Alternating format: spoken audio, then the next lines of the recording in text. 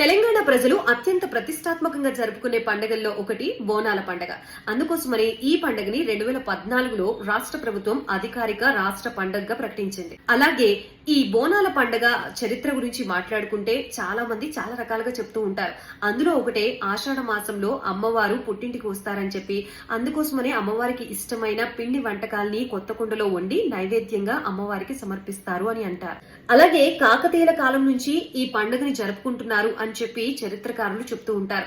కాకతీయ మాత ముందు కొత్త కుండలో వండిన అన్నాన్ని కుంభంగా పోసి ఆ మాతని ఆరాధించేవారట. ఈ ఫెస్టివల్ యొక్క ముఖ్య ఉద్దేశం గురించి మాట్లాడుకుంటే కలరా, ప్లేగు, మసూచి వంటి అంటువ్యాధులు ప్రబలకుండా, అలాగే ప్రకృతి వైపరీత్యాలు జరగకుండా పంట పొలాల్ని, పిల్లల్ని చల్లగా చూడమని ఆ అమ్మవారిని ప్రార్థిస్తూ ఉంటారు. ఇంకా ఈ పండుగని గోల్కొండలోని జగదాంబిక అమ్మవారి ఆలయంలో మొదటగా మొదలు పెడతారు. ఆ తర్వాత గ్రామాల్లో అలాగే వివిధ ఆలయాల్లో జరుపుకుంటారు. ముఖ్యంగా హైదరాబాద్, సికింద్రాబాద్ జంట నగరాల్లో ఈ పండుగని అత్యంత వైభవంగా జరుపుకుంటారు. ఇంకా గోల్కొండలోని జగదాంబిక అమ్మవారికి మొదటగా బోనం సమర్పించడానికి కారణాలు లేకపోలేదు. అప్పట్లో గొర్రెల కాపర్లు గొర్రెల్ని కాచేటప్పుడు చాలా గొర్రెలు మృత్యువాత పడేయట. సో అటువంటి సమయంలో అమ్మవారిని ప్రతిష్ఠించి పూజించటం మొదలు పెట్టారట. సో ఎప్పుడైతే అమ్మవారిని పూజించడం మొదలు పెట్టారో ఆ గొర్రెల మృత్యువాత అనేది తగ్గుతూ వచ్చి గొర్రెలు మంచిగా ఉండేవట.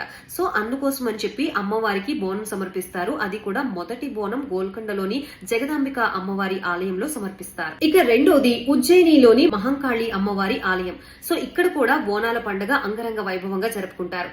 ఇక్కడ బోనాలు సమర్పించడానికి గల కారణాలు కూడా లేకపోలేదు. మధ్యప్రదేశ్ లోంచి ఉజ్జయిని అనే ఒక సైనికుడు అప్పయ్య మహంకాళి అమ్మవారిని ఇక్కడ ప్రతిష్ఠించారట. అప్పటి నుంచి కూడా ఇక్కడ బోనాల్ని సమర్పిస్తూ వస్తున్నారు. మూడోది లాల్ దర్వాజాలోని సింహవాహిని అమ్మవారి ఆలయంలో కూడా బోనాల పండుగని జరుపుతారు. ఇక్కడ బోనాలు సమర్పించడానికి గల కారణం ఏంటి అంటే 1908 సంవత్సరంలో మూసీ నది పొంగి చిన్నాభిన్నమైపోయిన పరిస్థితి. అప్పటి నవాబైన అలీ ఖాన్ బంగారు చాటలో ముత్యాలు, పట్టు చీర, అలాగే పసుపు కుంకుమని అమ్మవారి ముందు ఉంచి పూజ చేయించి ఆ తర్వాత మూసీ నదికి సమర్పించారు. అప్పుడు ఆ వరదలు ఆగిపోయాయట. సో అందుకు గాను ఇక్కడ కూడా బోనాలు సమర్పిస్తారు. ఇక బోనం అంటే భోజనం.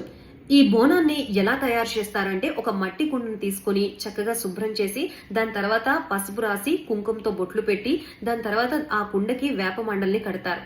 ఆ తర్వాత ఆ కుండలో అన్నాన్ని వండి పసుపు లేదా అన్నాన్ని, లేకపోతే అన్నం లేదా చక్కెర, పాలుతో నైవేద్యాన్ని సమర్పిస్తారు అమ్మవారికి. ఇంకా ఆ బోనం పైన ఒక ప్రమిదని అమర్చి ఆ ప్రమిదలో దీపాన్ని వెలిగిస్తారు.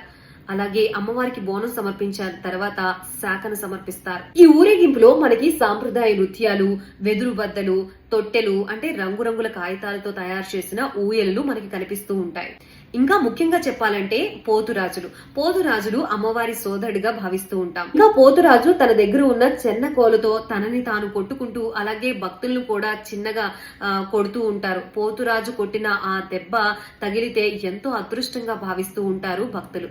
అలాగే ఆ ఊరేగింపులో అగ్రస్థానంలో నడుస్తారు పోతురాజు. ఇక ఆఖరిగా రంగమాట అంటే ఏంటి అంటే ఒక కాల్చని కుండ మీద అంటే పచ్చి కుండ మీద పూనకం వచ్చిన ఒక స్త్రీ నిల్చుని భవిష్యత్తుని చెప్తుంది.